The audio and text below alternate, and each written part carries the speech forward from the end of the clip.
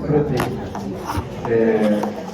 E aí aqui tem uma divisão que é dentro do núcleo, quando você tem a produção de RNA mensageiro, o RNA transportador, o RNA mensageiro vai até o sistema ribossomal lá, região do planato nervoso, e o RNA mensageiro vai ser lido, né? Enquanto que o transportador está lá, os aminoácidos aí, para formar os peptídeos. Então, cada ponto desse é uma ação de um antimicrobiano desse. Então, lá a nível nuclear, por exemplo, inibe a formação desses RNA, né, equinolona, rifampicina, sulfo, antiviral. E na nível ribossomal, macrolídeos, tetra, com unidade 50S, 30S do ribossoma, mexendo aí nessa formação da síntese proteica, né, por isso que eles são bacteriostáticos. O amigo, inclusive, mexe na leitura dessa sequência do RNA mensageiro, por isso que ele é bactericida. Então nós vamos ter agora um grupo de antimicrobianos diferente, porque antes a gente estava falando de um antimicrobiano que agia na formação da parede celular. Agora, existe uma diferença muito interessante desses antibióticos, que eles fazem menos concentração sérica. Eles têm mais concentração tecidual. Então, eles agem mais intracelular, entendeu? Eles vão mais para o tecido. Então, tipo assim, se eu estou com um paciente com uma bacteremia, febre, está com calafrio, né? Uma bacteremia, a bactéria está circulando. Eu vou preferir usar o beta-lactam do que usar essa droga aí, porque eles são mais teciduais. Eles primeiro precisam chegar no tecido para fazer efeito. Eles fazem pouco efeito a nível sistêmico, entendeu? A nível sérico. Então isso é interessante. Por isso que essas drogas são muito usadas para algumas infecções diferentes. Por exemplo, infecções intracelulares. Quer ver uma coisa? Infecções por germes atípicos. Germes atípicos que não têm parede celular, mas que são intracelulares, tipo clamídia, clamidófila, né? Tipo micoplasma, legionela, eles vão para dentro da célula. Então, por isso que penicilina, ceftriaxona, nada disso funciona para esses bichos. Primeiro, não tem parede celular, para começar, né? Segundo, que eles ficam mais em nível tecidual. Então, essas drogas, tetraciclina, macrolídeo, eles são muito bons para essas infecções. Então, por isso que, por exemplo, a tetraciclina é uma droga muito utilizada por urologistas, porque o urologista trata muito infecção por clamídia, por clamidófila, por uretrites, por exemplo, né? Uretrite específica, linfogranuloma venéreo, tudo isso é clamídia. Então, eles usam muito as tetraciclinas, assim como age muito intracelular, tem um germe, um microorganismo, que é muito intracelular, que é o gonococo. A Neisseria gonorreia, ela fica mais intracelular. Então, por isso que a tetraciclina é uma das indicações no uso do tratamento da uretrite gonocócica também. Então, quando eu tenho uma uretrite, qual é a rotina hoje de uma uretrite secretória? Quer dizer, o paciente está com uma secreção uretral, qual é o tratamento até eu saber qual é o germe? Eu faço uma dose de ceftriaxona, porque a ceftriaxona intramuscular, 250 mg, dose pequena, vai agir no gonococo. E associo com doxiciclina, né, com tetraciclina, durante 14 dias para a clamídia. Entendeu? Então, quando você não sabe qual é a causa, você associa essas duas coisas. Então, a tetraciclina tem esse espectro de ação. Mas não é só para isso. A tetraciclina tem um espectro de ação muito amplo. Age em todos os gram positivos e gram negativos. Até no staff ele age um pouco, sabe? Mas pouco. Não dá para indicar logo de cara. O problema da tetraciclina foi o uso indiscriminado no passado. Muita gente usava a tetraciclina para qualquer coisa. Pegava uma gripe, aí no balconista passava a tetraciclina. Isso era muito comum, a tetraciclina. É uma droga, aquela droga que todo mundo usava, sabe? Então, o que aconteceu? A droga se perdeu. Muita resistência. Dificilmente a gente vai ter uma sensibilidade à tetraciclina. Os germes todos são resistentes. Streptococo costuma ser resistente, estafilococo. Então, sabe, a gente perde. Aí ficou o quê? A tetraciclina muito boa para esses agentes que eu falei aqui. Clamídia, né, para gonococo funciona. Quer ver? Funciona para para a rickettsia, que é intracelular, que é um germe que não tem parede. Então, a rickettsia, micoplasma, o próprio legionela, né, clamídia. Então, entra naquele grupo, inclusive causadores de pneumonia, né, pneumonias atípicas, que é justamente a clamídia, micoplasma e legionela. Então, a tetraciclina tem essa perspectiva de ter sido um antibiótico maravilhoso e hoje ela fica reservada para algumas situações específicas. Pessoas mais pobres que não têm condição de comprar um medicamento, às vezes tem lá uma infecção cutânea, até passam um tetraciclina às vezes, sabe? Mas a gente não tem a garantia que vai funcionar. Essa droga é interessante, ela tem uma capacidade farmacocinética interessante. Ela é absorvida por via oral, não existe droga injetável de tetraciclina, e ela penetra nos tecidos, mas ela excreta muito bem, por exemplo, na pele. Ela tem uma ótima excreção na pele e na saliva, na gengiva, saliva, na boca. Por isso que também a tetraciclina foi muito usada por dentistas durante muito tempo. Porque ela é muito boa, ela concentra muito, e ela age em anaeróbios de boca, em grãos positivos, sabe? Então é uma droga que age bem na boca. Só que a tetraciclina, por isso que ela é muito usada em algumas situações, por exemplo, que até é interessante, quem tem muita acne, né? Muita espinha, pode usar a tetraciclina como um tratamento de redução da espinha. Então você faz um tratamento com tetraciclina, a espinha melhora muito, as acnes diminuem muito, muito, muito. A gente diz que é o roacutão do pobre, porque a pessoa está cheia de espinha, não sabe onde te sair mais, a pessoa começa a tomar a tetraciclina, limpa, mas limpa. Eu não acredito, mas limpa mesmo. A pessoa fica sem nenhuma espinha sequer. Só que para de tomar no dia seguinte, brota uma, brota outra, daqui a pouco volta tudo. É diferente do Rakutan, né? Que você usa e resolve, né? É curativo. Então, a tetraciclina tem essa perspectiva de usar para essa situação, para acne, né? Acne rosácea, enfim. Infecções de periodontais também funcionam muito bem, sabe? Para gingivites, elas funcionam também muito bem. Qual o problema da tetraciclina? A intolerância gastrointestinal, ela é bem, mais 60% a 70% de quem toma tetraciclina vai vomitar, vai ter náusea, vai ter vômitos. Não é uma droga difícil de tomar, né? Porque faz isso. E outra coisa, ela tem um problema que ela é quelante do cálcio. Então quem toma tetraciclina com leite, que às vezes a vovó fala assim, tem que tomar com leite por causa do estômago. Né? Toma a tetraciclina vai embora junto com o leite, né? Porque ela faz uma quelação com o cálcio. E também, como é que ela é do cálcio, não pode ser dada em criança, em crescimento, né? E nem em gestantes, porque ele vai dar problema no crescimento ósseo. Assim como faz hipoplasia de esmalte, quer dizer, o esmalte diminui a formação dele e ainda faz uma impregnação amarelada do dente, o dente fica amarelado. Então é uma droga complexa, né? Também pode fazer nefrotoxicidade, faz um quadro semelhante com a síndrome de Fanconi, fazer uma tubulopatia. Então a droga, enfim, é mais em conta, é mais barata, mas nós temos hoje aí tanto a tetraciclina propriamente dita ainda no mercado, e a doxiciclina. A tetra faz de 6 em 6 horas, a doxiciclina 12 em 12. Então é uma droga que pode levar. Paciente alérgico à penicilina, que está com sífilis, por exemplo, pode tratar com doxiciclina, funciona bem, age bem no tratamento. É uma boa opção para sífilis, por exemplo. Né? A doxiciclina pode ser usada. Por exemplo, paciente que tem febre maculosa, né? Infecção por rickettsia.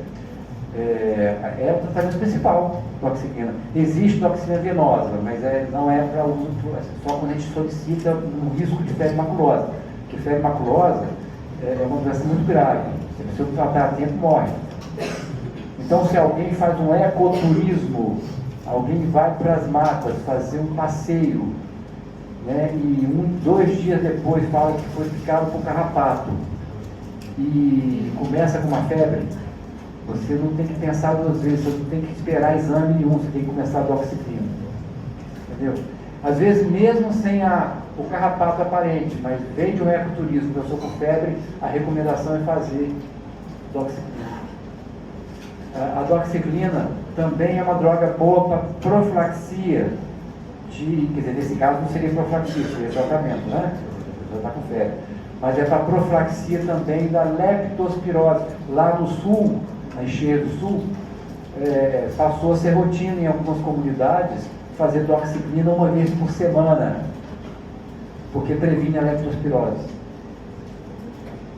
É uma droga excelente para a leptospirose, como alívio quando é oral, né, para formas iniciais, e para prevenção. E também previne tétano. Aquela história, a pessoa furou o pé com prego. Chegou no posto de saúde, não tinha SAT, não tinha soro antitetânico, nem toxóide tetânico. Acontece, né? Brasil, acontece. Tem alguns lugares que não tem. De uma hora para outra falta. O que a pessoa pode fazer? O médico fala assim, qual é a situação? O SAT, o soro antitetânico, ele vai fazer o efeito durante 15 dias, né? Você aplica o SAT, o soro antitetânico, 15 dias vai ter anticorpo ali, contra tétano, contra o toxóide tetânico.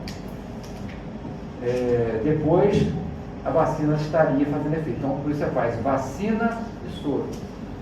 Durante 15 dias o soro funciona. A vacina só começa a fazer efeito 15 dias depois. Essa é mais ou menos a regra, né? Mais ou menos. A matemática é essa. Vá lá que não tenha soro, só tem a vacina. Você pode prescrever a doxiciclina nesse período, porque ela age muito bem na profilaxia do tétano. Então tem essas vantagens, né? Algumas vantagens da tétano. O macrolide é muito parecido com a tétano, só que ele não é do cálcio. Existem macrolídeos mais atuais, que dão menos tolerância. A eritromicina é a pior de todas, a que deu mais intolerância durante muito tempo. Né? Mas hoje nós temos a possibilidade de usar roxitromicina, claritromicina e azitromicina. Que na verdade, eu não vou entrar em detalhe aqui, que já é tanto nome, mas muitas dessas drogas aqui não são macrolídeos. Fazer o quê? Então, por exemplo, esse aqui é um azolídeo, esse aqui é um ketolídeo.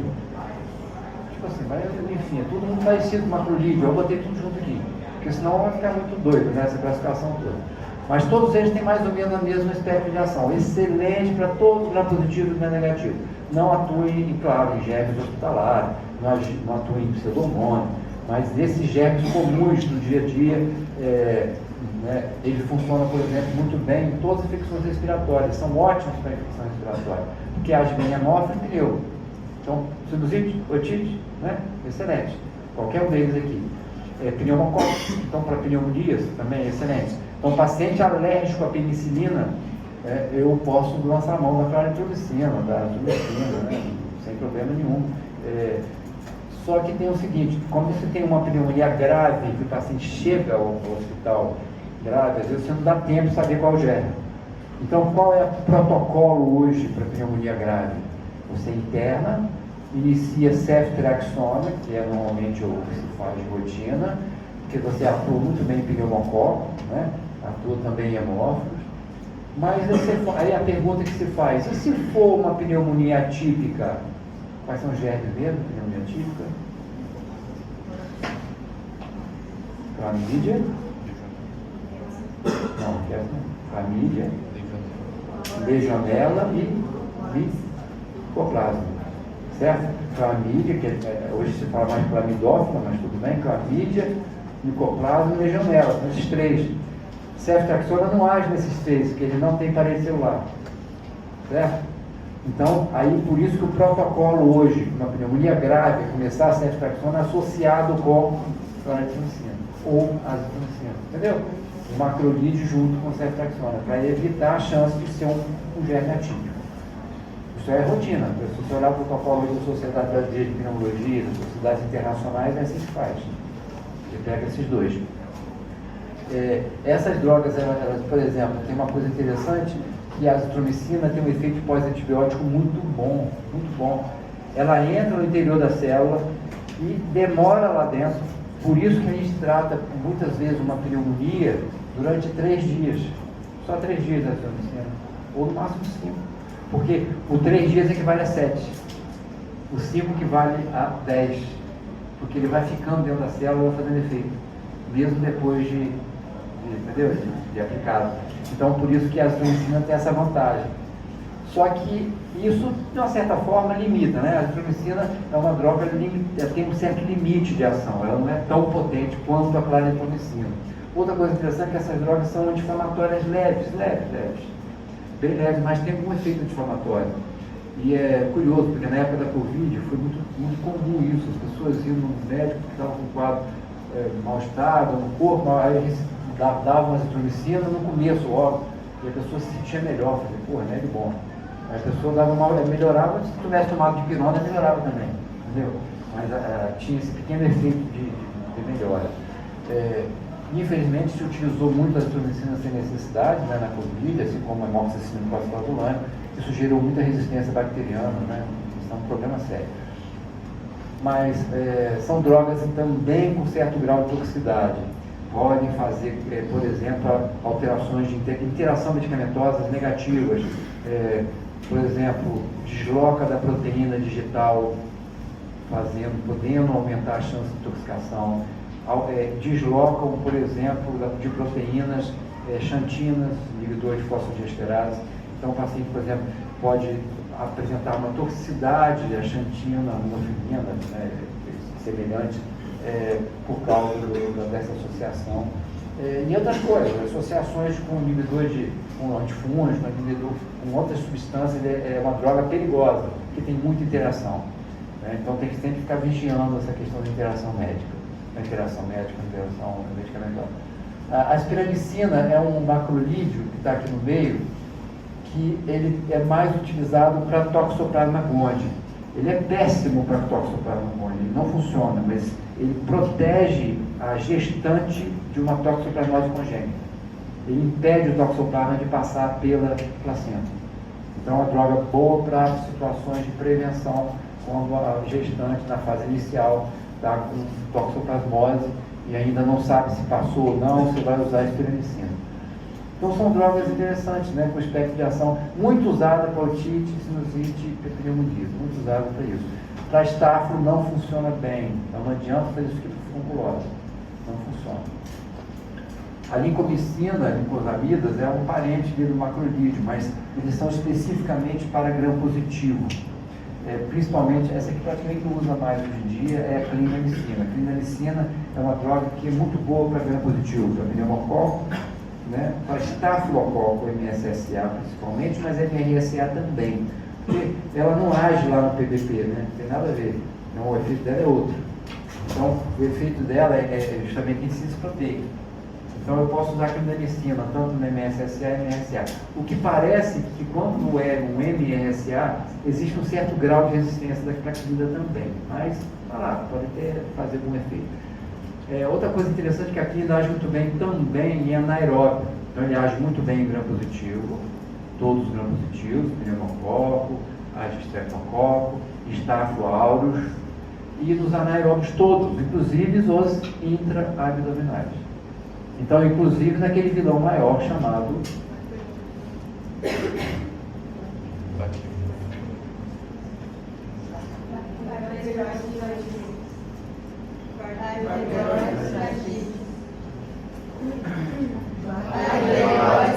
isso, perfeito. Então, na verdade, a clindamicina é muito boa para bacterióide flagílicos. Olha que legal. Eu tenho uma droga aqui boa para anaeróbio, né? Muito interessante para anaeróbio. Então, lembra que eu falei do pé diabético, que é enterobactéria? Claro que a maior parte das infecções de pé diabético são por enterobactérias, gram-negativo na aeróbio. Porém, lembrando que o pé diabético, a pele está envolvida. E qual o germe na pele que dá mais infecção? Na Streptococcus? Não, pode ser que o Staphylo esteja também fazendo parte do esquema. Então, às vezes eu uso uma droga que pega gram-negativo anaeróbio, mas não pega Staphylo. Você quer ver uma coisa, uma confusão que vocês fazem que é frequente? Achar que a amoxicilina clavulanate age em Staphylo. Não age pouco. Pode agir. Mas eu tenho 40 a 50% de chance de agir ou não agir. Pode não agir. Porque a beta-lactamase do Staphylo é específica. Então a gente não usa moxicilina com aspartame para o furúnculo, por exemplo. Não usa. Ah, mas tem inibidor de beta-glutamato, mas beta-glutamato está diferente.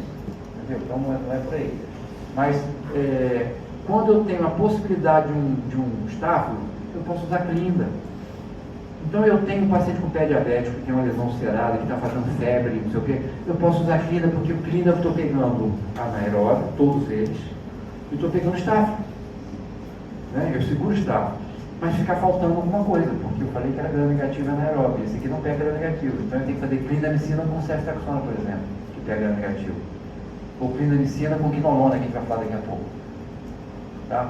Estou falando isso que é hoje o protocolo das sociedades de angiologia mundiais, né, brasileiras. Clindamicina, a melhor droga para pé diabético, porque pega anaeróbio e estafilococco. Tá? Oi. Pode dar também, vou falar daqui a pouco. A clindamicina então tem algumas outras ações de espectro de ação, como por exemplo, além de agir no estáfilo, no anaeróbio, gram-positivos também, ele vai agir também contra protozoário. Então é uma ótima opção para toxoplasmose. Quem é alérgico a sulfa, a gente usa clindamicina, é uma boa ação. Ele tem ação até contra um fungo chamado Pneumocystis girovete, causador da pneumocistose na AIDS. Então é uma droga boa, né, interessante. Inclusive até um plasmóide, uma malária. Ele pode ser utilizado, principalmente o plasmóide falcíparo. Parece ter um efeito muito interessante em algumas situações mais graves. Então olha só aqui, diversidade de espectro de ação. O problema da clinda, então, vem agora dos seus efeitos colaterais. O cara falou, pode dar alterações do tipo de diarreia, gosto metálico na boca, e a diarreia pode ser uma diarreia simples, mas pode ser também a possibilidade de você diminuir os anaeróbios de uma forma geral do intestino, e um fica. E esse que fica vai dar problema, que é o Clostridium difficile. É o causador de que mesmo? Da clostridium membranosa. Então, a clindamicina é a droga mais associada com clostridium membranosa. Por si só ela dá diarreia, mas ela pode, infelizmente, predispor a clostridium membranosa. Além do mais, ela faz um bloqueio neuromuscular. Ela faz um efeito curare simile.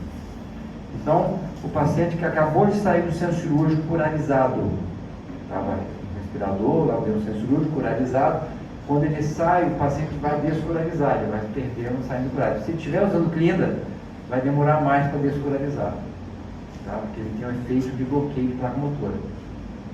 Tá? Então, esses são os probleminhas da clinda, mas é uma droga muito legal. Eu posso, aqui é uma arma que eu tenho para anaeróbio intraabdominal, tá? Por exemplo.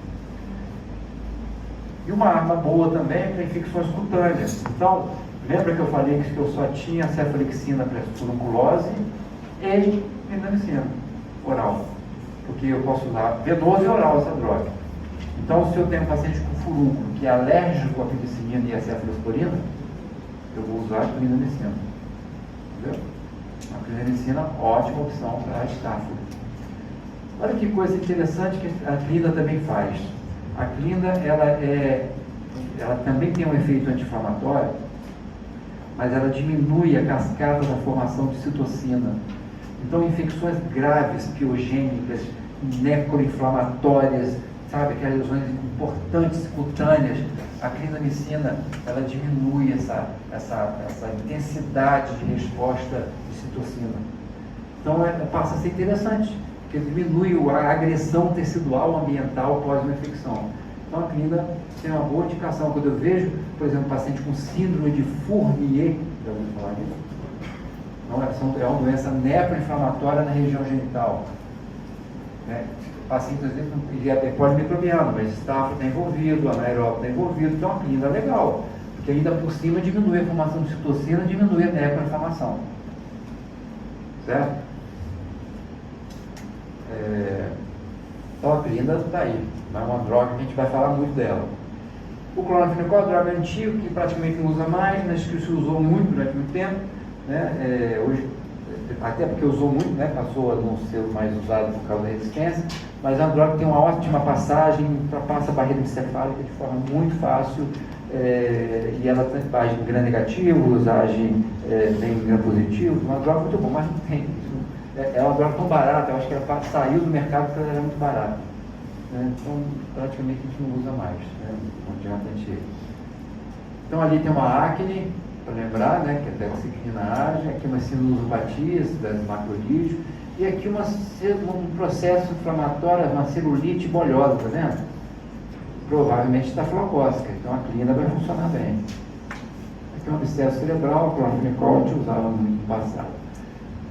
Outra droga interessante, derivado da tetraciclina, é a glicilciclina. E aí a principal dela, na verdade a única, né, é a tigeciclina. Foi lançada aí no Brasil há uns 10 anos mais ou menos, e ela tem uma substância interessante, porque ela é tão boa que ela é perigosa, que ela age em todos os micro-organismos. Quase, né? Ela pega todos os gram-positivos que você possa imaginar. Todos, sim, todos. Cocos, estafilococcus, MRSA. Ela age em todos os anaeróbios que você possa imaginar, inclusive o bacterióide fragile. Ela age em todos os gram-negativos que você possa imaginar, com exceção do Pseudomonas. Então ela não age em Pseudomonas, mas age em todos os gram-negativos. Olha que droga perigosa. Ainda mais age nas bactérias atípicas. Todas atípicas. Família. Sabe por que é perigosa? Porque todo mundo fica querendo usar. Né? Então, é comum vocês errarem, porque qualquer infecção que eu colocar, vocês vão botar tigeciclina. Mas aí eu sempre vou perguntar qual o uso racional do antimicrobiano. Essa droga, além de ser muito cara, ela é uma droga reservada para infecções dentro do CTI, né? E quando você não tem mais opção de usar. Por exemplo, o KPC. KPC a gente usa tigeciclina junto com polixina e outras drogas. Então a tigeciclina não é para usar em infecção comunitária. Apesar de funcionar, e como qualquer germe, com exceção da pseudomonas. Entendeu? Qual é o efeito colateral mínimo? Praticamente não tem. Olha que antibiótico perigoso, e tão bom que é. Né? As pessoas usarem, né? Sem então, hoje em dia está muito ainda segurando. Quando foi lançada, o FDA americano colocou como tratamento único nas peritonite, olha só, aqui é uma peritonite, ó, paciente cheio de nível líquido, tá vendo? Está dando ilho, né? Então, está aqui distensão de alça, mais nível líquido. Então, aqui eu tenho uma peritonite. Então, a tigeciclina vai agir em todos os gram-negativos e anaeróbios intraabdominais. Tranquilo, trata sozinho, tudinho. Aqui um pé diabético, muita lesão, né? Então foi lançada para isso. Uma coisa importante que eu queria falar, eu estou falando de pé diabético aqui, qualquer infecção do paciente com insuficiência circulatória, seja diabético ou não está indicado fazer antibiótico. Eu estou falando para usar, mas não é para usar. Só vai usar se tiver disseminação sistêmica. Se aquela lesão está fazendo doença sistêmica. Doença, úlcera de pé, lesão ulcerada de perna, qualquer que seja coisa, não se faz antibiótico sistêmico. Você tem que tratar o local, tem que tratar a ferida, tem que desbridar, tem que fazer curativo certo, porque, infelizmente, a pessoa chega no consultório, hoje eu não faço mais ambulatório, mas chega no consultório muitas vezes, doutor, vim aqui porque só o senhor vai me ajudar. Ela está com uma bactéria muito grave, o médico pediu para te procurar. Aí vai lá e não, a pseudomonas resistente a tudo. Sabe por quê? O médico, né, infelizmente, às vezes é ex-aluno, e vocês vão guardar isso para mim, pelo amor de Deus. Contraindicado suave de lesão. Gente, não faça suave de lesão. Isso é um absurdo. Todos os médicos pedem, não pode fazer suave de lesão. Suave de lesão é a certeza de você ter um resultado errado. Entendeu? Se tem uma lesão aberta, não pode fazer. Isso não tem resultado, não tem significação você fazer um suave de uma lesão aberta. Qual a bactéria que está envolvida ali? Ali tem milhões de bactérias. Qual vai crescer? Não sei. Você está entendendo? Não tem valor. Ah, mas tá, a doença tem ali um cheio de secreção, não colhe. Aí a pessoa vai falar, com essa bactéria resistente, isso daí. Você vai fazer o quê? Vai fazer curativo, vai desbridar, vai, né, tratar, mas não pode tomar antibiótico sistêmico. E a pessoa já vem querendo tomar para resolver, tirar aquela bactéria. Qual é a significância de você conseguir um agente? Se você quer realmente tentar descobrir qual agente causador, você vai fazer uma biópsia, não na ferida, ao lado da ferida, chegando lá perto, tirando o fragmento e botando em cultura, entendeu? Aí pode até ser que você consiga identificar algum agente externo. Claro, quando eu falo fungo é diferente. Se você tem uma infecção micótica é diferente, né? O fungo pode realmente causar, e você aí consegue identificar. Uma bactéria filamentosa também, né? Uma hipocárdia, né? Uma coisa assim, actinomyces, aí você pode até comer, mas é tudo através de biópsia. Fora isso, não tem valor não. Vamos lá. Mas aqui numa disciplina, né, claro, eu vou tratar em situações específicas. Outro grupo de antibióticos são os aminoglicosídeos. São drogas interessantes, eles também não são absorvidos por via oral, só intramuscular e venoso, tá? Não ultrapassa a barreira encefálica e tem uma toxicidade, né, muito complicada. Alguém lembra da toxicidade do aminoglicosídeo? Você deve farmacologia? Ototoxicidade e nefrotoxicidade, muito parecida com a vancomicina, né? Nefro e ototóxico. E ela tem uma coisa parecida com a clinda, que ela faz também bloqueio neuromuscular. Então ela também atrapalha a curarização, ou pós-curarização. Tá? Então esse é o problema do aminoglicosídeo. Então, sinergismo, isso é interessante, quando você associa com o beta-lactam, você melhora o efeito, principalmente para enterococo, mas também para estrépico, né? Para estrépico vírus, é interessante você fazer associação. Oxacilina com aminoglicosídeo aumenta o efeito sobre estáfilo, apesar de que o aminoglicosídeo tem um único espectro de ação, gram negativo. Não atua em anaeróbio, não atua em gram positivo. Então, se tem por exemplo, uma pneumonia pneumocócica, não tem que fazer microsídeo. Se tem um furúnculo, nunca fazer microsídeo, entendeu? Ele é só para gram negativo. Então, ele pega muito bem Escherichia coli, proteus, pseudomonas, pseudomonas. Então, é uma droga boa. Então, essa droga tem que tomar cuidado com ela, né? Quer dizer, eu vejo médico passando um aminoglicosídeo para infecções comunitárias simples. O problema é que ela tem essa toxicidade e é injetável, né? Isso realmente é um problema, né? Isso, o de uso tópico você pode usar. Quer dizer, de uso tópico você pode fazer tratamentos, né, para conjuntivite, alguma coisa assim. Mas normalmente para nível sistêmico, né, a gente não faz tratamentos comunitários, assim, de rotina, né? Porque é uma droga que, poxa, nefrotoxicidade, otoxicidade, você não tem que tomar injetável, né? E hoje, depois que descobriram a quinolona, a aminoglicosídeo saiu do topo. Antigamente era muito mais usada para infecção urinária, era demais, era muito comum. Mas a quinolona hoje ultrapassou, tirou essa aminoglicosídeo. Foi bom, porque passou a aminoglicosídeo, voltou a sua sensibilidade, né? Os médicos passaram a usar menos, então nós passamos a ter menos resistência ao aminoglicosídeo. Então o problema dela está aí, nefrotoxicidade, ototoxicidade e bloqueio neuromuscular. Outro grupo de antimicrobianos são as sulfas. Então ficou, gente, o aminoglicosídeo como mais uma opção para pseudomonas, tá? A gente falou lá de pipetado, lembra? Das cefalosporina de terceira e quarta, lembra? A gente falou do niperem, né? Astrionam, e agora tem a quinolona. Tá certo? Quinolona não, aminoglicosídeo. Quinolona daqui a pouco, aqui também Então aqui eu tenho as sulfas, que são drogas também que foram abusadas, usadas de forma absurda. Tanto é que hoje a maioria das sulfas são inéfitas, não funcionam direito, porque se usou muito a sulfa no passado. Qual é a da sulfa? A sulfa ela tem uma molécula muito parecida com o PABA, né, o ácido paramino benzoico.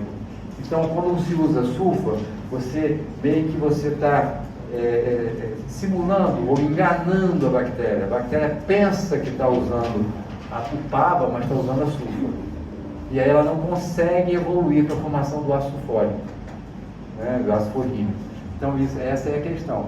Então, por isso que a gente acaba levando a pacientes com deficiência de ácido fólico. Quer dizer, a toxicidade é como se fosse uma deficiência de ácido fólico. O paciente faz anemia megaloblástica, por exemplo, né? Então, por isso você associa A sulfa, todo paciente que usa sulfa a longo tempo, você associa o uso de ácido folínico. Evitar o uso de ácido fólico, né? Porque se você usar ácido fólico, você atrapalha o efeito da sulfa. Porque se eu dou ácido fólico, é como se a bactéria falasse assim, eu nem preciso do papa, eu já estou com ácido fólico, entendeu? E a bactéria já executa o processo.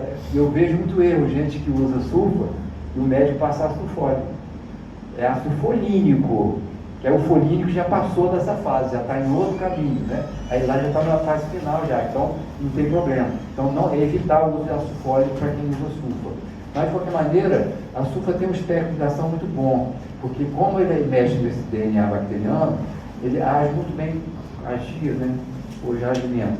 Em gram positivo, gram negativo, ele agia em praticamente todos os germes. Era uma droga excepcional, até mesmo para MSSA funcionava, era um antibiótico muito bom. Hoje ele fica restrito. O espectro de ação dele, que a gente acaba usando, basicamente a sulfa, para infecções específicas. Por exemplo, eu falei de cocos aqui. O MRSA comunitário, Camarsa, que é o MRSA comunitário, não é o MRSA do hospital, não. Qualquer estafilococo hoje dentro do hospital, qualquer um. A pessoa está com catéter central, catéter venoso, está com uma infecção de ferida, né? A pessoa vai pesquisar estáfilo. Se é estáfilo, não é MSSA, não. Nem vem tentar usar oxicilina que vai dar errado, vai dar ruim. Você tem que já começar com vampo, aí está certo. Dentro do hospital não tem jeito, né? Porque todo estáfilo é MSA. Você não vai ter MSSA lá dentro. Mas se a pessoa vem da rua com uma infecção por MRSA, aí é o Camarsa, é o MRSA comunitário, ele tem uma sensibilidade a sulfa. Então o tratamento é sulfa, é Bactrim. E é interessante que se eu usar Bactrim para o furúnculo comum, não funciona. Ele é só para o Camarsa, entendeu? É só para o MRSA comunitário. Para o MSSA comum não funciona. Então, tipo assim, a pessoa está com furúnculo, está tratando com cefalexina, tá?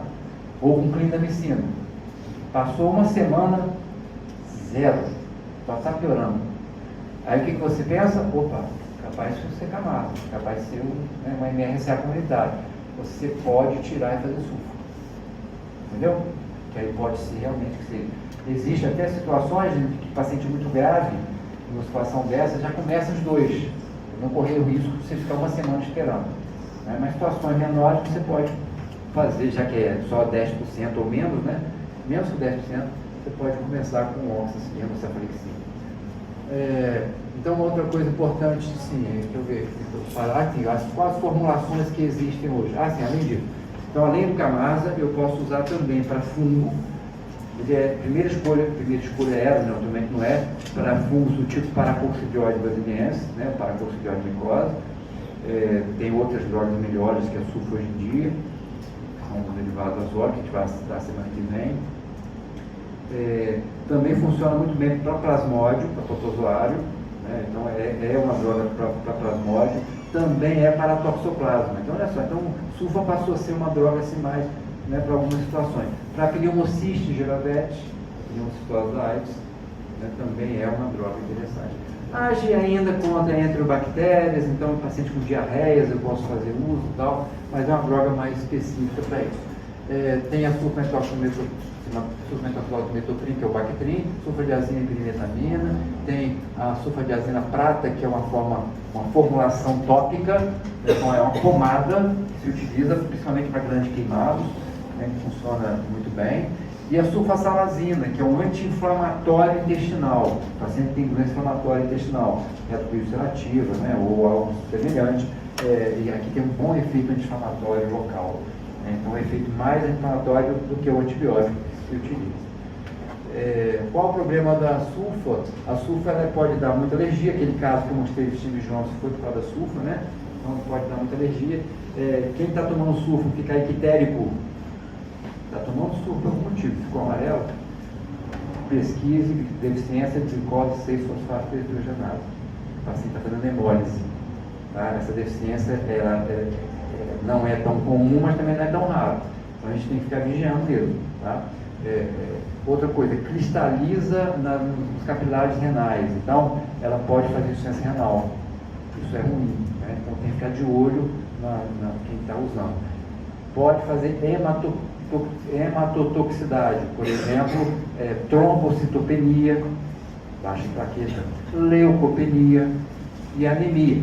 Ele pode fazer os três juntos, por exemplo, pancitopenia, mas pode fazer só leucopenia, só trombocitopenia ou só anemia. Então, a gente tem que, todo mundo que toma sulfa durante muito tempo, você tem que ficar fazendo avaliações, né, biograma periódicas, né, uma vez por semana, pelo menos, certo? Porque isso pode acontecer.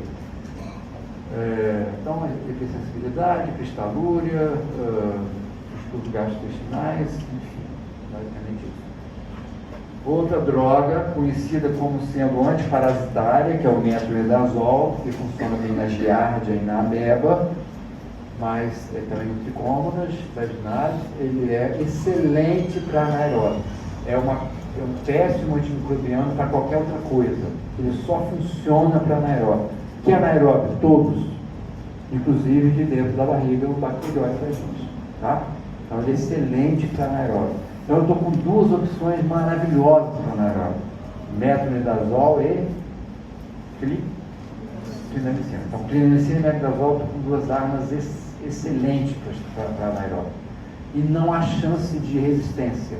Eles agem 100%. Então eu estou tranquilo com clinda e com metronidazol. Tá? Claro, não há, nenhum dos dois agem para negativo. Então, para eu montar um esquema, e eu vou perguntar isso na prova, eu vou perguntar assim, monte 3 esquemas diferentes para esta infecção, com grupos de antibióticos diferentes. É isso que eu vou perguntar. Tá? Então, por exemplo, se eu estou com uma perfuração intestinal, alguém levou um tiro, ou uma facada, ou o que seja, eu tenho exposição de fezes na cavidade peritoneal e tem peritonite. Então, eu vou tratar essa pessoa. Como é que eu vou tratar essa pessoa? Com algo para gram-negativo e algo para anaeróbio, certo?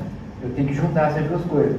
Então, eu já tenho na minha cabeça, opa, anaeróbio eu tenho metronidazol. Então, metronidazol com ceftriaxona. Opa, show! Ceftriaxona com metronidazol é um ótimo esquema.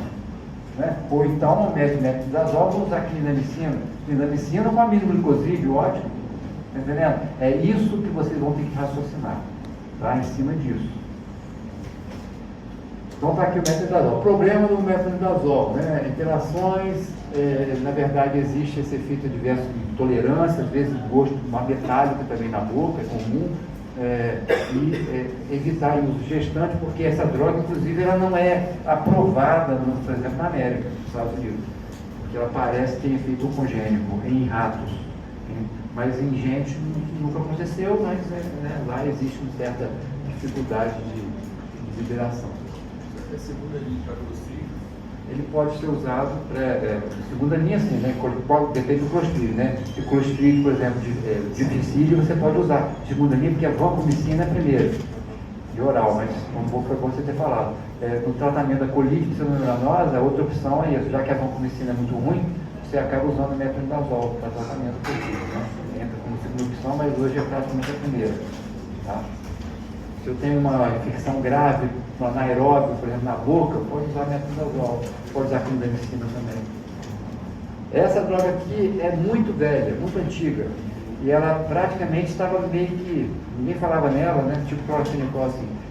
Só que ela é muito boa para tudo quanto é germe, principalmente gram-negativo. Então, para Acinetobacter, quase nenhum antibiótico age, para outros germes, pseudomonas multiresistentes. Sabe, quando você realmente não tem mais opção, a polimixina. Qual o problema da polimixina? Que vocês lembram que ela age lá na membrana citoplasmática. Então ela é muito tóxica. Ela é cardiotóxica, é nefrotóxica. Então ela é homem e mulher tóxica. Porque ela é muito ruim, ela pode realmente, a pessoa salva a vida, mas pode matar também. Então é uma droga perigosa, mas que ainda está salvando muita gente, né? Essa droga de polimixina.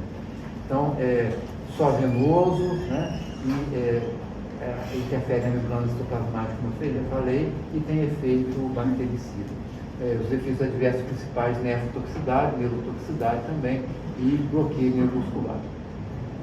Outro grupo de antibióticos muito importante são as quinolonas, famosas, né? famosas quinolonas. Professor, você pode repetir o espectro da polioxina, por favor? É gram-negativo. Ela não age bem anaeróbio, mas basicamente todos os gram-negativos. Aí você pode dizer, são todos gram-negativos, inclusive o Cinetobacter e outros multiresistentes, tá? Pseudomonas, Então, outra opção para pseudomonas, polioxina. É claro que é tóxico, mas é uma opção. Outra opção, vamos lá para outra opção de pseudomonas, que é quinolona também. Mas nós podemos dividir as quinolonas em primeira, segunda, terceira geração e agora quarta geração. Essas drogas que apresentam um espectro de ação variável de acordo com a geração, eu vou falar. Mas essas primeiras aqui, primeira e segunda geração, agem muito bem contra todos os gram-negativos, todos. Não agem anaeróbio, não agem, só gram-negativo. É parecido com a aminoglucoside, só gram-negativo, só gram-negativo. Nada para gram-positivo, só gram-negativo. Inclusive pseudomonas. A quinolona é um problema, o problema dela é que ela tem algumas toxicidades que a gente vai falar daqui a pouco, mas durante muito tempo ela foi usada. Essa primeira geração ela tem uma rápida absorção e rápida eliminação. Quando você tem uma rápida absorção e rápida eliminação, ele não vai tratar nada, só vai tratar o rim, entendeu? A eliminação renal. Então, ele só vai resolver a infecção urinária ou gênito urinária. Tá? Ele não chega no pulmão, não chega na pele, não chega em lugar nenhum. Então, essa rosuloxacina até é usada para uretite gonocócica e ácido pepemídeo para as infecções urinárias mais baixas. Então, é só para a infecção urinária baixa. Segunda geração A tem pouca absorção e eliminação normal, mas pouca absorção. Então, o que entra fica a maior parte no intestino. Por isso que às vezes a gente usa norfloxacina para diarreia infecciosa, né? Porque é pouca absorção. Mas aquilo que consegue entrar vai para o sistema urinário. Então, mesma coisa, só serve para infecção urinária baixa. Tá? Teoricamente, só para cistite. Só que eu vou falar daqui a pouco que ela hoje em dia tem sido proscrita. Proscrita é proibido. Né? A gente tem deixado de usar essas drogas para essas situações. Né? Vamos falar sobre isso. De segunda geração B, a ciprofloxacina tem absorção normal e eliminação normal. Ótima penetração no pulmar, ótima penetração na pele, ótima em todos os lugares, no osso. Então a ciprofloxacina é uma droga muito boa de penetração, agindo muito bem contra os gram-negativos e pseudomonas. O problema do ciprofloxacina é que também foi usada de forma abusiva. E aí muita resistência tem acontecido. Né? A gente não tem mais a segurança de usar ciprofloxacina como usava antes. Terceira geração, ele mantém a mesma ação da cipro, só que melhora para gram-positivo, sim. Enquanto aqui não age nada, aqui age pneumococo. Age pneumococo que age em hemófilo. Por isso que se chamam quinolona respiratória. Essas quinolonas da terceira geração também são chamadas quinolonas respiratórias. Quais são elas? Moxifloxacina, levofloxacina e gemfloxacina. Vantagem, uma vez por dia só, dosagem dela. Ou venoso ou oral. Então, muito bom para infecções urinárias. Muito bom para infecções, por exemplo, respiratórias, como a pneumonia. Lembra que eu falei que eu não sei se é de pneumonia pneumocócica ou se é de germe atípico? Age também nos germes atípicos. Então, é uma droga que sozinha resolve as infecções pulmonares, na maioria delas, e as sinusites e otites.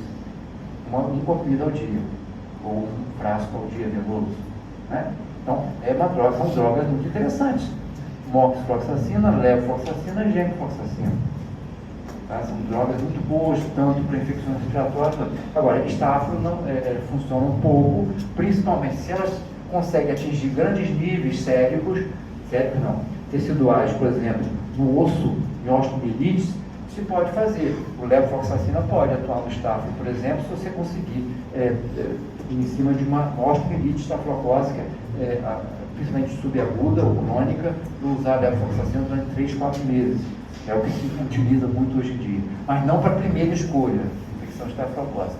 Mas para infecção estreptocócica, sim, pode ser usado. E para infecções urinárias mais altas, né? Pielonefrite. Por que o problema delas, eu vou dizer por que não é mais de rotina, né? Por causa da sua toxicidade. E recentemente, de 2 anos para cá, foi lançado no Brasil a belafloxacina, que é uma quinolona muito interessante, porque atua muito bem nas infecções cutâneas, principalmente por Staphylococcus MRSA. Então, pode ser dada por via oral, olha que legal, né? Por via oral para infecções cutâneas mais graves.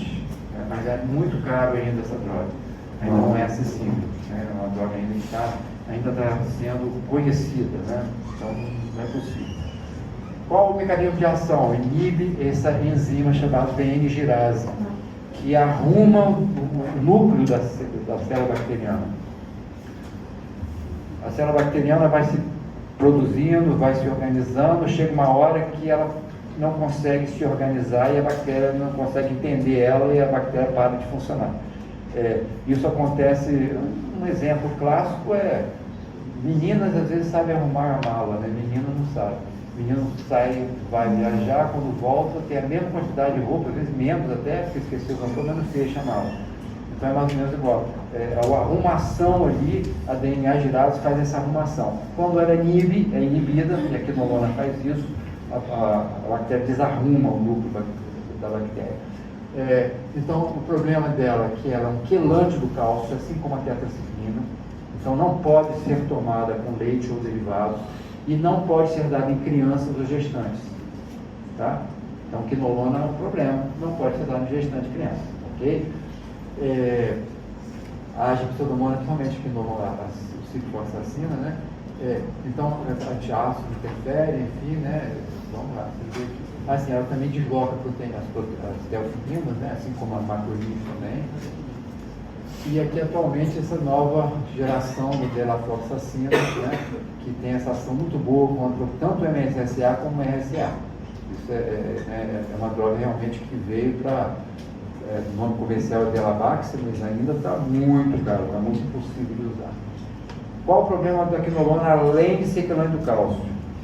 Ela começou a haver alerta de todos os agentes internacionais, particularmente a FDA, o EMA lá da Europa, de risco de disglicemias, tendinopatias, pessoas que têm rotura de tendão do Aquiles. Então, as pessoas que usam quinolona há mais tempo podem romper tendão de Aquiles. Não deve ser usado, claro, gestante, quem sabe disso. Em idosos, eu já vi idosos trazendo confusão mental depois que começa a usar. E uma coisa importante que nem está escrito aqui, eu acho que está no outro, a tendência de aneurismas.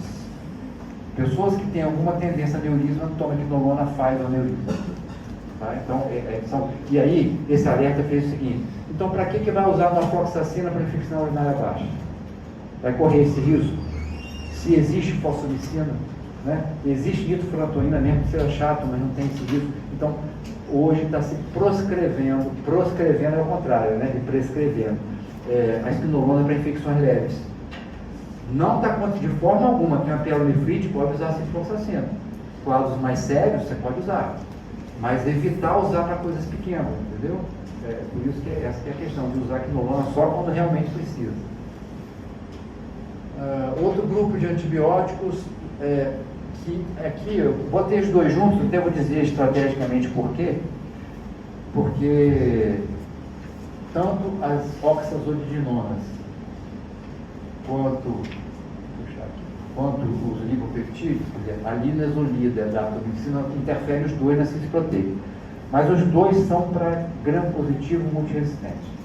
Lembra da vancomicina, que é para isso também? Vancomicina para estáfilo, MRSA, para enterococo resistente, para pneumococo resistente. Aqui é a mesma coisa. Então, isso aqui vai se associar a vancomicina para MRSA, entendeu? Para estáfilo multiresistente, o pneumococo resistente, o enterococo resistente. Quando a vancomicina não pode ser usado, por que a vancomicina pode não ser usada? Se a pessoa tiver uma disfunção renal, já tiver alguma doencinha renal, como é que eu vou fazer banco? Né? Então eu tenho essa chance de usar linezolida e datomicina.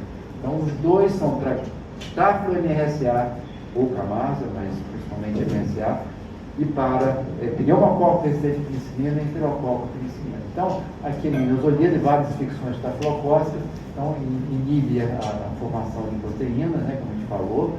Então age praticamente em todas as infecções por gram positivos, né, basicamente só gram positivo, infecção de pele, pneumonias, né, endocardite, osteomielite, pode ter efeito adverso? Pode, né? Mas tudo muito, muito pequeno, está vendo? O percentual é pequeno, está vendo?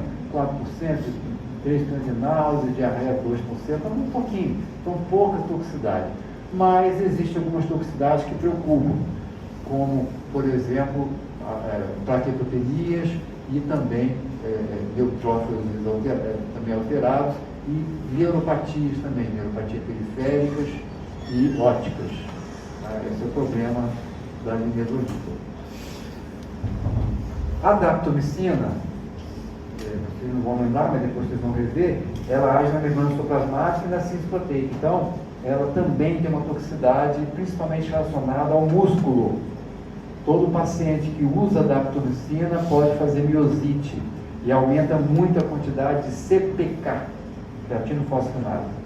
Então você tem que controlar o uso a dosagem de CPK. Então age tanto na parede, como eu falei, como também na membrana citoplasmática. Uma coisa curiosa é que a daptomicina é inativada pelo surfactante pulmonar. Então, eu não posso usar daptomicina em infecções pulmonares, em pneumonias. Eu não posso usar daptomicina em pneumonia. Eu posso usar a daptomicina para bacteremias, para endocardite, para infecções gerais, mas não no pulmão. Tá? Então, infecção de pele, partes moles, né? Em pneumonia, baixa concentração. Tá? Esse é o problema. Né? A gente realmente não deve usar. E miopatias, né? Em relação ao CPK, como eu falei, né? Esse é o efeito adverso. Então, é uma droga super tranquila de usar. Mesma imagem que eu mostrei lá atrás. Para MRSA, está aflual resistente à meticilina. Eu tenho essas opções: vancomicina e tetracyclina, né? Ceftarolina, que é aquela cefalosporina de quinta, e agora daptomicina e linezolida. Certo? Essas opções que eu tenho para estafilococo MRSA. Então está aqui, vanco, dapto, linezolida e ceftarolina. Aqui, né, para MRSA, então, vanco, teico, né, que a gente já falou que é a mesma coisa, dapto, que não seja o pulmão. O problema é que às vezes ela causa uma pneumonia eosinofílica, né, ela causa um processo pulmonar do tipo alérgico, assim, mas a gente não pode infiltrá-lo. Linezolida pode ser em qualquer circunstância, ceftarolina também, e a digeciclina, que a gente falou lá também, que pode agir no MRSA. Algumas drogas de uso tópico, antibióticos, como mupirocina. Mupirocina tem um ótimo efeito sobre gram-positivos também. A mupirocina é uma droga muito boa para descolonizar o indivíduo que tem furunculose. Então, aquela pessoa que tem furúnculo um atrás do outro. A mãe leva o filho porque está tendo furúnculo que aparece direto. Né? Existe isso. Aí você tem que falar assim, bem, por que está usando furúnculo? Para piorar, às vezes, ainda bem com... Já tomou 2 desetacil e não resolveu. Né? Aí você fala assim, respira fundo, fala, coitado, né? Tomou desetacil à toa. Então, o que eu vou fazer? Eu tenho que pensar que essa pessoa está com alguma predisposição a fazer furunculose. Então, será que esse paciente tem alguma imunodeficiência? Diabético pode fazer isso. Paciente com SIDA, com AIDS pode fazer isso. Né? Paciente com ferropenia, uma anemia ferropriva, pode fazer estafilococcite também. Então, eu tenho que investigar isso, eu tenho que fazer um exame de sangue, tenho que investigar para começar. Pode ser que não tenha nada. Aí eu faço, de qualquer maneira, o concomitante ao exame de sangue, eu faço um suave nasal. Por quê? Eu quero saber se esse indivíduo é hipercolonizado de estafilococcus. E qual é? Se é o MSSA ou se é o MSA. Certo? Então isso me dá uma informação interessante. Após fazer isso, eu começo o tratamento de descolonização. Se ele está tendo furunculose de repetição, eu já sei qual é o germe, não preciso dizer, tem que pesquisar qual é. Esse suave, a ideia é para eu saber qual é o germe. Né? Se é MRSA ou se é MSSA. Tá? A minha ideia é essa. E é claro, se o cara é hipercolonizado, em geral vai dar positivo. Então, como é que eu trato isso? Eu peço para o indivíduo, por exemplo, fazer algumas coisas simples, como, por exemplo, tomar banho com um sabonete desses que tem efeito antimicrobiano, né? O Suapex da vida, o Protex da vida e tal. É ali uns 10% que vai ajudar. Junto com isso, eu vou pedir para ele diminuir a quantidade de bactéria nos seus locais que tem mais bactéria. Onde é que tem mais bactéria no corpo humano? Na pele? Nas dobras. Então, eu recomendo e prescrevo vinagre. Vinagre de cozinha mesmo. Ácido acético. Ácido acético nas dobras, tem dobrinhas, tem dobronas, né? Depende do tamanho da pessoa. Debaixo, na região axilar, na região das orelhas, no reguinho, regão, né? Depende, né? Só cuidado para não pegar no ânus, senão ai, né? Porque dói, né? Então, quer dizer, no rego, nas axilas, nas virilhas, vinagre. Você vai usar 2 vezes por dia durante um mês. Vai se temperar 2 vezes por mês, somente no forno. Né? Com vinagre, qualquer vinagre, tá, gente? Não tem vinagre tem vinagre vermelho, pode ser branco, com álcool, sem álcool, vinagre. E tem ácido acético. O ácido acético é excelente antibiótico. Não dá para botar vinagre no nariz. Então, nas dobras e nas narinas, porque as narinas, como não dá para botar vinagre na narina, eu vou usar mupirocina. É o melhor antibiótico que existe para isto, para estáfilo, para estreptostáfilo. Então, eu uso mupirocina durante no máximo 10 dias aí, tá? E quando eu peço para usar mupirocina, eu peço para ele colocar dentro, não é aqui não, é lá dentro, eu pegar um cotonete, botar na pontinha do cotonete, botar lá dentro, papapá, vira o cotonete, do outro lado, papapá, 2 vezes por dia, durante 10 dias. Então, eu estou descolonizando a pessoa para o estáfilo. Durante 30 dias vinagre e o Sopec durante 6 meses. Olha, eu vou dizer para você, só isto, costuma melhorar 80% dos pacientes que têm fructose e rejeição. Só isso. 80%, infelizmente tem 20% que não melhora. Né? Aí, numa situação dessa, tem que usar antimicrobiano associado, mas não precisa. Você só vai fazer um antimicrobiano se tiver, naquele momento, uma furunculose, né? Realmente se ativa. Se tiver cicatriz alta, não tem por que fazer isso. Então, isso costuma melhorar. Então, a mupirocina é excelente antibiótico para isso. Né, para infecções tópicas assim, né? Claro, não deve usar muito, senão acaba ficando resistente. A bacitracina também pode ser usada, tá? Ao invés da mupirocina. Fucidina e ácido fusídico parece ter algum efeito também semelhante.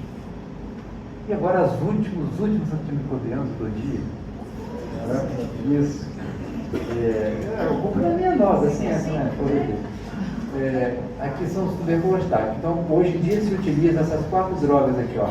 Rifamicina, isoniazida, pirazinamida e tambutol. Esse é o esquema RHZE.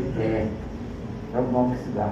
R, rifamicina, H, porque antigamente chamava de hidrazida, ainda se chama hoje como símbolo da isoniazida o H. Então, RHZ, da pirazinamida, R, do tambutol. Todos eles micobactericidas, né? Agem bem na tuberculose. E a rifamicina é muito bom antibiótico também. Ele não é só para micobactéria, também funciona muito bem para estáfilo. Excelente, mas maravilhoso para estáfilo. MRSA, MSSA, não faz. É uma droga muito boa, ultrapassa a barreira encefálica, uma droga legal, interessante. Só que deve evitar usar, né? Hoje se utiliza para tuberculose, né? Não é para estáfilo. Mas você pode, em situações específicas, usar a rifamicina. Por exemplo, tem uma endocardite por estáfilo, imunização cerebral, né? Sai da vegetação da endocardite e vai para o cérebro, faz um abscesso lá em cima. Aí você pode usar rifamicina, porque o aminoglicosídeo não ultrapassa a barreira, então eu não posso fazer ceftraxona com aminoglicosídeo, eu faço com rifamicina. Então existe forma, por exemplo, a rifamicina é o melhor antibiótico que age em biofilme. Então, um paciente com a prótese, que apresenta uma infecção qualquer, por estáfilo, eu uso rifamicina, que é o melhor para a prótese. Né? Então isso é interessante poder usar. Qual o problema da rifamicina? Pode fazer hepatotoxicidade, pode fazer síndrome do ombro vermelho também, ou pescoço vermelho, do corpo vermelho, mas não porque tem granula mastócita, porque ela é vermelha. A droga é vermelha. Então a pessoa toma, a lágrima fica vermelha, pode estragar lente de contato, essas coisas, né? Então a urina fica avermelhada. Então o paciente me ligou hoje, comecei a tomar remédio de tuberculose, meu urina está vermelho, será que bom? Quer dizer que o remédio está funcionando, né? Legal. Então isso é importante. Agora, lembra que induz resistência também? Eu falei, cefoxitina, imipenem e rifamicina, né? Então tomar cuidado com a rifamicina. A isoniazida não, ela não tem efeito antibiótico.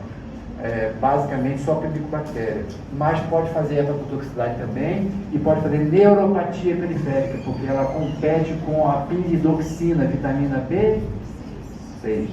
E aí eu tenho que fazer concomitante a reposição, para não ter problema.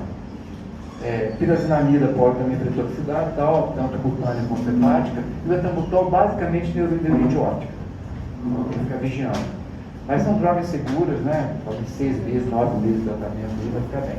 Os outros, só quando tem resistência, aí usa etionamida, streptomicina, que é uma linha que é a tuberculose pulmonar, que hoje é muito frequente.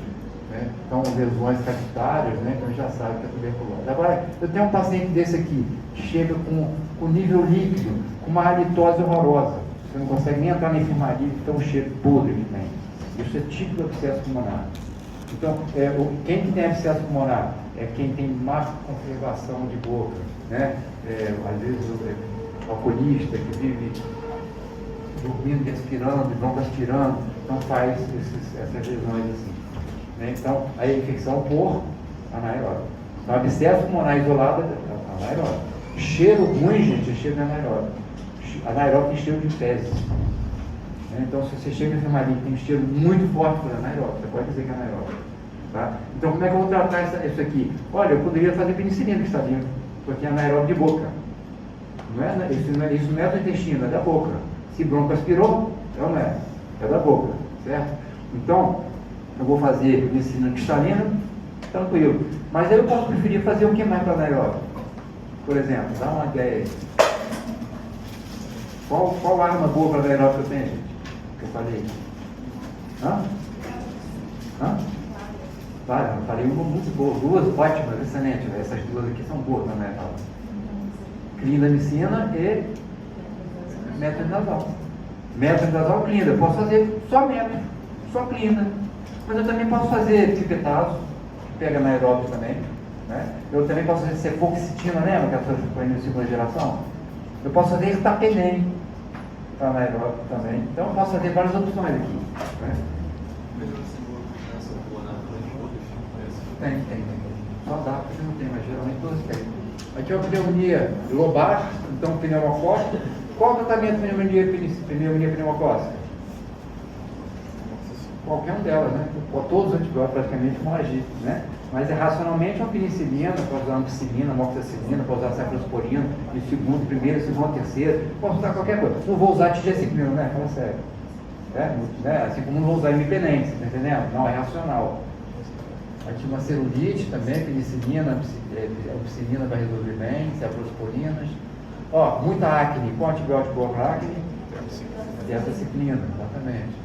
Aqui, ó, olha só, impetigo cheio de secreção, qual é a possibilidade de germe? Está muito molhado isso aí, né? Então, se eu fosse usar isso ambulatorial, eu vou tratar como? Ambulatorial é fora da veia, né? Eu vou usar o que oral?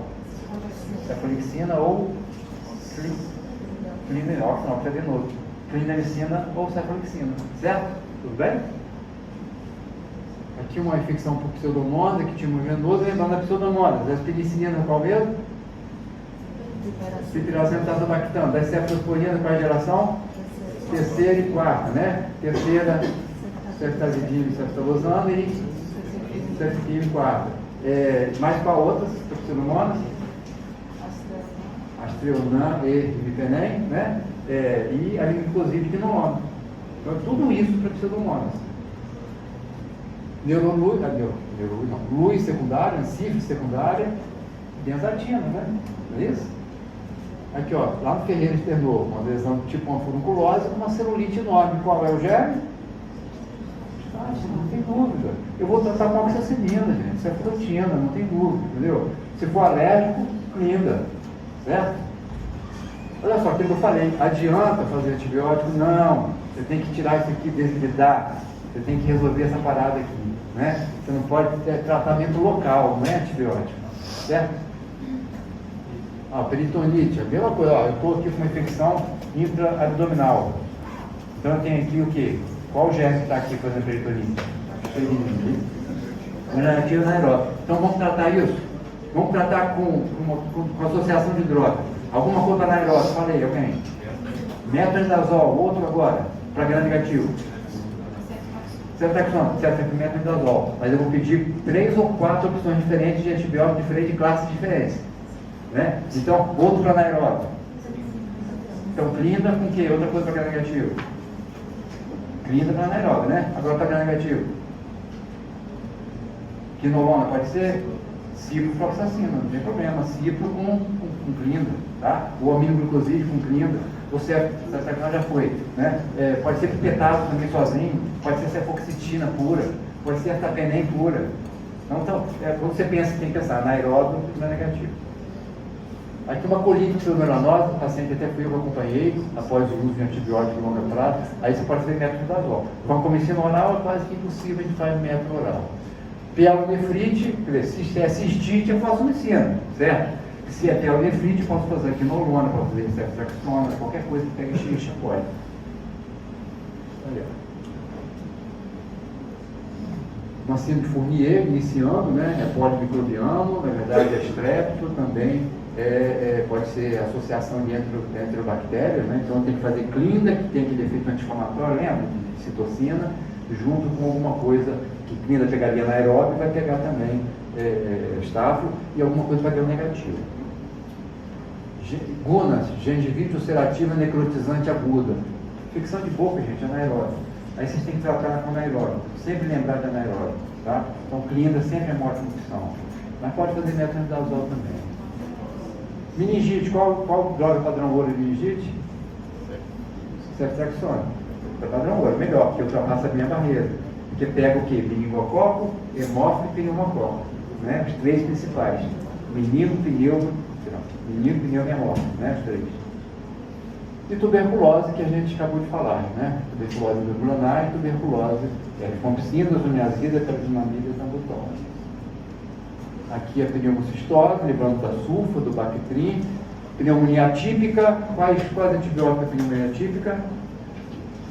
Clamídia, quais são os genes? Clamídia, micoplasma e legionela. Qual o antibiótico, então? Macrolídeo, né? Pode ser claridomicina, azithromicina, tetraciclina também. Mais o que? Bactérias atípicas. Tigeciclina, por exemplo, né?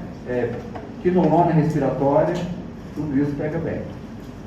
Endocardite depende, né? Se for aguda, estáfilo. Então, um esquema de estáfilo. Se for subaguda, estreptovírus e penicilina, o resto do ceftriaxona. Abscesso cerebral pode ser metronidazol, clindamicina. Leptospirose e penicilina cristalina. Né? Funciona bem. Ceftriaxona também. Lembrando que doxiciclina pode ser dado por via oral, lembra? Com quadros mais leves ou profilaxia. Então, funciona bem para leptospirose. Uma sinusite bacteriana, como é que você trata? Qual? Oxacilina é estáfilo. Então, aqui quais são os genes prováveis?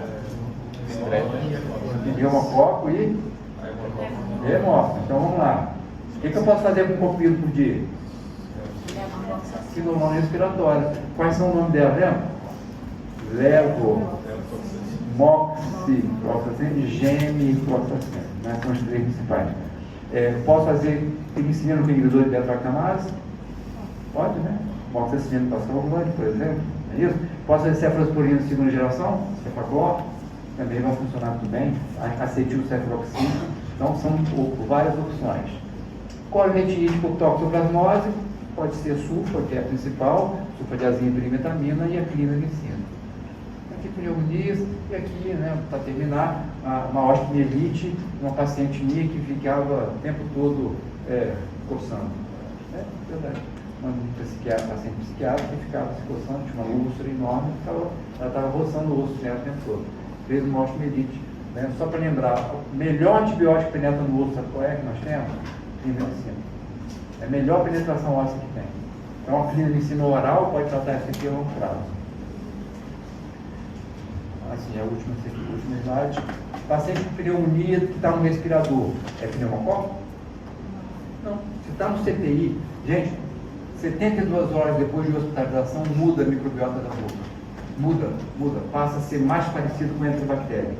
Então, as pneumonias vindas de paciente CTI é por pseudomonas, é por gram-negativos resistentes. Então, o que eu faço na pneumonia no respirador? Penso em MRSA, e penso em pseudomonas. Se eu pensar nesses dois, eu trato. Que aí eu pego outras coisas também. Então, por exemplo, para pseudomonas, pensa um aí. Cefpim, então Cefpim para pseudomonas e para MRCA. Ele não pega MRCA. Então vamos para Cefpim, tá bem? Aí o outro esquema, imipenem para pseudomonas e para linezolida. Posso usar daptomicina aqui? Uma pneumonia? Lembra que a daptomicina é inativada pelo surfactante? Eu não posso dar daptomicina. Então não pode ser. Então ceftaroline pode prestar junto com alguma coisa para pseudomonas, quinolona para ciba, por exemplo. Então é assim que funciona. Tá? Vocês lembram que eu falei que vocês iam ficar meio assustados, que é muita coisa? Semana que vem já tem prova? Então o que vai acontecer? Presta atenção. Eu vou fazer a chamada rápida aqui. O que vai acontecer? Eu vou botar lá no Moodle, os objetivos para vocês estudarem. Eu vou botar hoje ainda, tá? Não, eu vou mudar hoje. Vou botar hoje. Quem que é o representante mesmo aqui, gente? Faz contato comigo, que eu mando para você. Aí você manda para todo mundo, até resolver isso. Tá bom? Não esquece não, hein?